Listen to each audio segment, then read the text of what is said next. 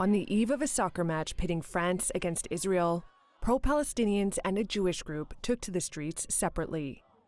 Pro-Palestinian protesters say the Nations League match should be cancelled or boycotted.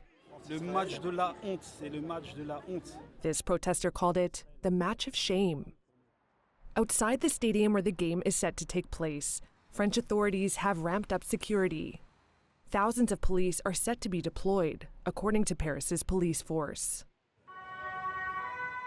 The hope is to avoid a repeat of violent clashes that unfolded in the Netherlands last week after an Israeli team played in Amsterdam. At least 5 people were hospitalized in what Israeli and Dutch politicians called anti-Semitic attacks. Pro-Palestinians have said they were responding to an attack by Israel supporters and anti-Arab chants.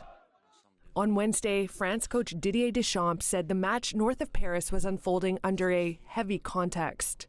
Here's Israel captain Eli Dassa. It's not the perfect time, I would say, but it is what it is. We are expecting a good game tomorrow. We want to represent our country. The match comes at a fraught moment. Diplomatic relations between French President Emmanuel Macron and Israeli Prime Minister Benjamin Netanyahu have become strained by Israel's war in Gaza. Macron is expected to attend Thursday's game. Passions over Israel's conduct in the enclave run high in France. It's home to Europe's largest Jewish and Muslim communities. The head of a council of Jewish institutions in France, Jonathan Arfi, said he's worried about the game.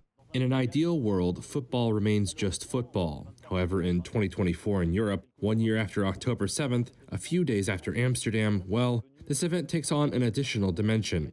It's become a moment to affirm Republican values in the face of anti-Semitism.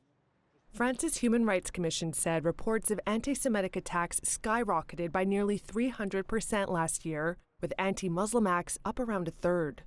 French-Palestinian lawyer Salah Hamouri says it's impossible to separate soccer from politics.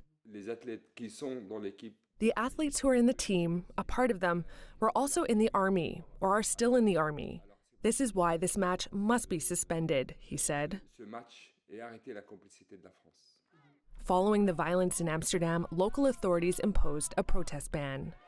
Dutch police say they've removed hundreds of pro-Palestinian protesters since then, with more detained on Wednesday. As for the Paris match, turnout for the game is expected to be low.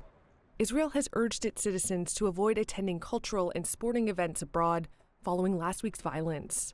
Some 20,000 fans are expected in the stadium that can hold 4 times as many people.